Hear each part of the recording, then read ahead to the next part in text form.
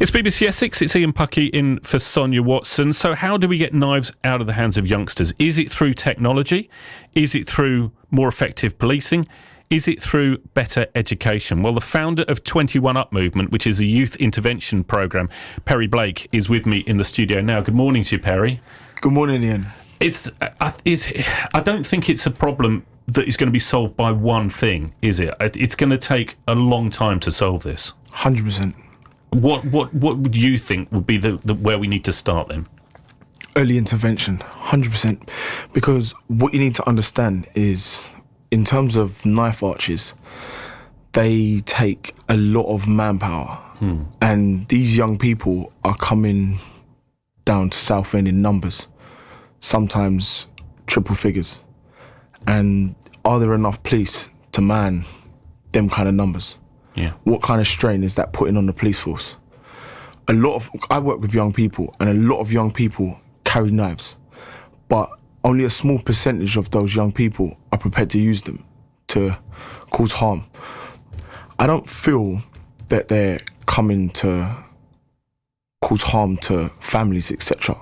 But if they see their enemies or they come into contact with other gangs in Southend, they are prepared to fight in the street like we saw a few weeks ago. I mean, you deal with young people all the time, you hear their stories, but were you shocked by what you saw on those videos? I wasn't. Because what you need to understand is, young people today, a lot of them are scared of their enemies because of the simple fact they hear that they're carrying big weapons. A lot of these big weapons are intimidation tactics, but they will quite happily pull them out in public, broad daylight, in front of families. And the strain that puts on the police force is it's a difficult one because of the simple fact, if a young person knows that they could be stabbed and their enemies could potentially get away with it, and the police force is struggling, and there's a lack of resources within the police force, they then feel, I can't run for my life every time somebody sees me, every time I come into contact with one of my enemies. So what do? They carry a bigger knife. And then if they cross paths with their enemies, we get situations like what happened in Southend. It sounds like a bit of an arms race. Like, you know, when you see two countries and one gets a missile, so the other one gets a bigger missile, in the hope that you never have to fire your missile. 100%. So it's the same philosophy? 100%. Because think about it. Say, for example, there are knife arches in Southend. How many other train stations are there in Southend? How many other train stations are close to the seafront? So they could potentially get the train to a different train station, and then all they've got to do is walk to the seafront. There are 3 different buses that go into Southend to the seafront, so they could quite easily get on the bus with the knives. And there's not enough police to man all of that. Do you understand where I'm coming from? Yeah. And not every police officer is taser trained. So when the public see police in situations like that, and they're like, why don't they just taser them? If you're not trained to use a taser, you can't. Yeah. So that puts you in a sticky situation because all you have then is your kosh or your baton. So when the public see that, you're under scrutiny. So you can put 5 police officers on every train station in the Southend area. You can put them at Lee, you can put them at Westcliff, you can put them at the Southend Victoria. But if 10 youths get off the train, 5 police are going to struggle to deal with 10 youths, and you don't know where it's going to go. And say, for example, those 10 youths and there's 5 police. Say, for example, all of those 10 young people have knives on them. Then what? What do we do with them? So, say, for example, they've all got knives, there's 5 police officers, they call it in, they all get arrested. What police station do they go to? Because if that happens multiple times in one day, Southend police station will be full. So then they've got to take them elsewhere. What if those young people need to be on constant supervision? That's more officers in the police station. So then there's less boots on the ground, meaning when it does kick off on the seafront, there's less officers. And then who do we blame? We blame the police because there's not enough of them there. But what are they doing? They've already apprehended knife carriers and they're already in police stations doing police work. Do you understand where I'm coming from? Yeah, you said that obviously it's a fear game here. So one, if you fear someone's carrying a knife, you carry a bigger knife. Without even glancing at my comment screen, I know there are going to be people saying, lock them up, give them 5 years, give them 10 years. Do they fear prison? They do not fear prison at all.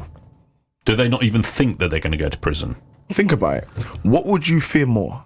One of your enemies killing you and getting away with it, or doing a slap on the wrist in prison? Because prisons are full. The police are doing their job because prisons are full. If the police wasn't doing their job, how would the prisons be full? I had a young person last year, he was obsessed with carrying knives. Probation reported it, and he was caught with a machete, and he was given a community order. I asked him to give me an interview on the justice system and what he thought of it. And did he think he should have been put in prison? And the way I got him round to my way of thinking was, I said to him, if you are now arrested in a few months for killing someone, that the victim's family have to hear how a few months previous you was caught with a machete. How is that going to make them feel? How are they going to feel about the justice system? He sat there for a moment. He agreed to do the interview. 3 days later, he was arrested for murder. And that's the reality of it.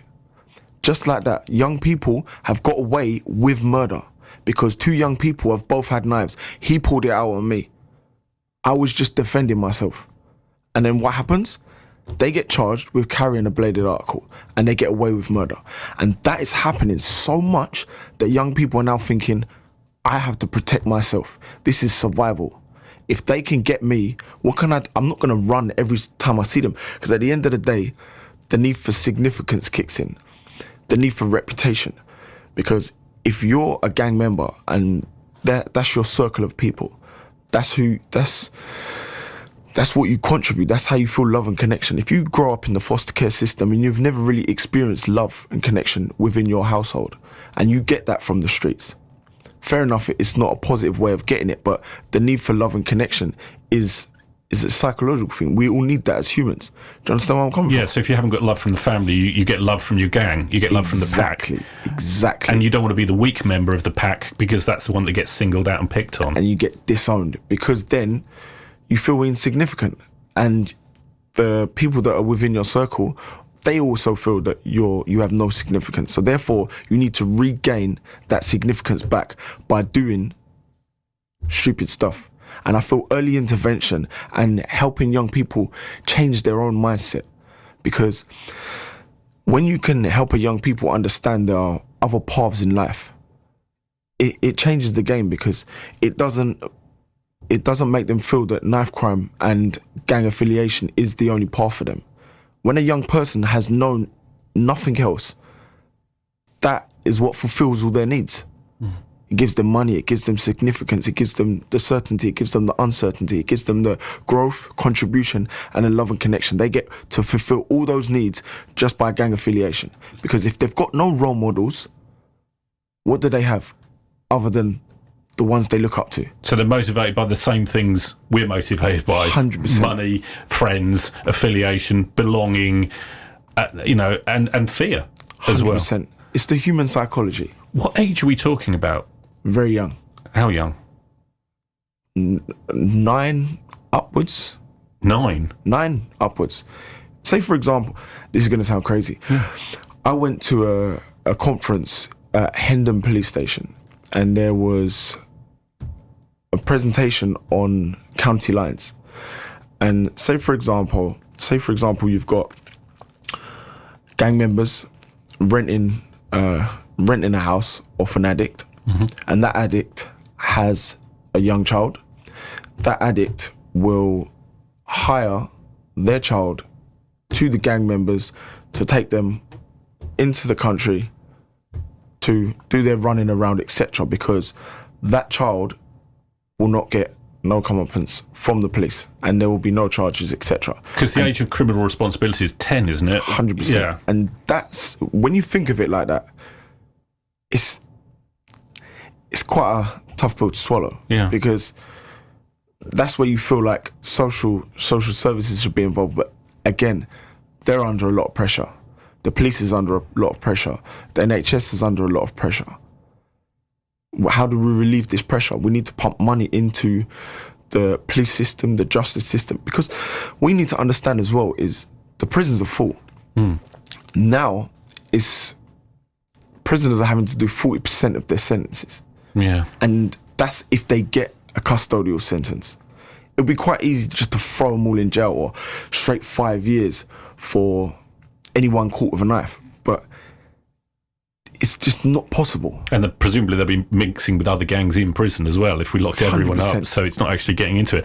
Have we almost got to, and I hate to say this, but have we almost got to lose the generation that are currently carrying knives and start again stopping knives getting into hands in the first place? Or do you think we can still turn the tide around? It's been a pandemic for a very long time, and now it's not getting worse than it was before, but we're seeing it a lot more because of social media. No one looks at the news no more. Not a lot of people are addicted to the news. Now what people do is they scroll on social media. That's all they do, because what they see on social media is more authentic than what they see on the news. And they're just as likely to see the gangs version of events as our reaction to that events and the news version of the events. Sir Robert Peel said, he was a very wise man, and he said, the public are the police and the police are the public. And what I feel that means is, if you want a safer community and you're a member of the public, go out and make your community more safe. Stand with the police and support them. Because would you want to be a police officer? Be honest. Would you want to be a police officer? No, absolutely. I'd take full admiration for the guys on the street and what they have to go through, because I wouldn't want to do it myself.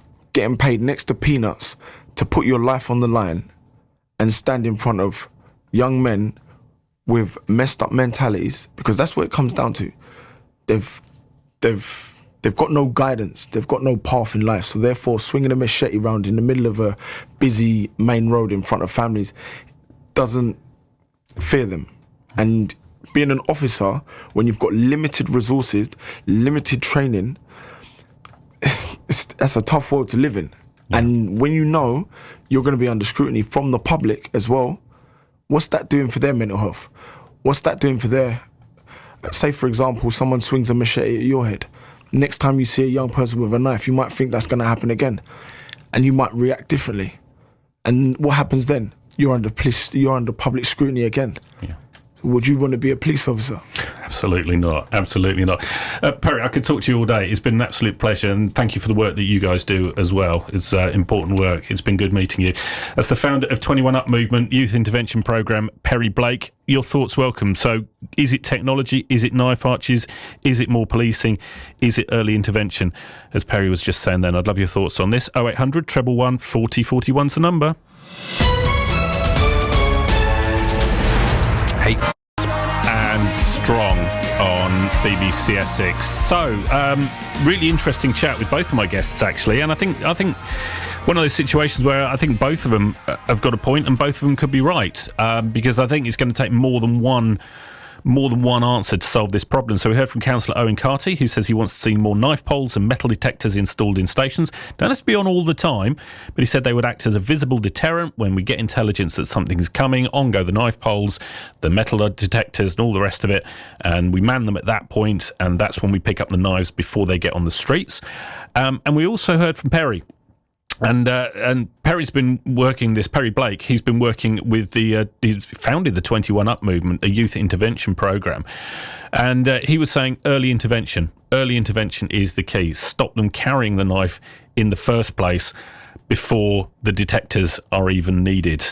Do you agree with one or either of those points? I have glanced at my screen now, and some messages came in before Perry started talking, like Ed saying, stop faffing about and get tough on thugs and criminals, catch them, put them away, protect the public properly, which is a good point. And I don't think anyone is saying don't put people away who are swinging knives at each other. I think prison is probably the only place for people who pull knives in public in that manner.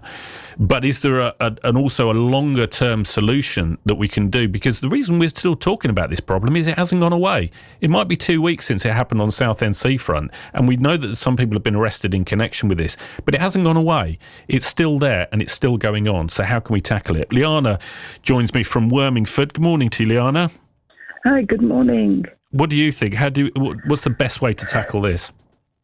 There's been caught with a knife or a criminal conviction for depending on the severity, and if it's a repeat offence, then maybe joining the armed forces for a set number of years. That's an interesting solution, Liana, because the thing that I really took away from Perry's interview is we keep thinking about, these kids carry knives and, they're being irresponsible and all the rest of it, but he was saying that they get from a gang the exact same thing that we want from everyday life. They get money, they get friendship, they get a sense of belonging, a community feel.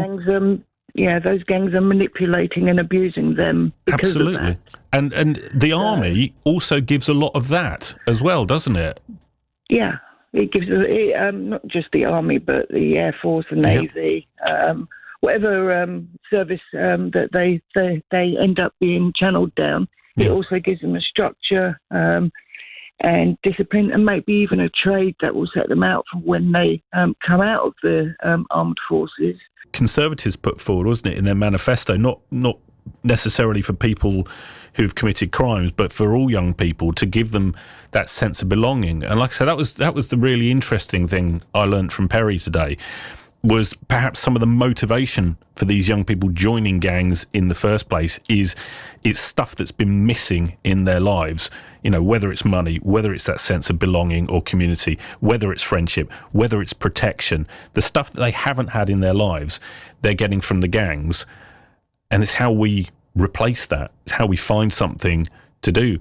As I said, and Liana agreed, I don't think it's a one-size-fits-all approach, and I don't think it's a one-answer-fits-all. So far, we've had technology. We've had early intervention.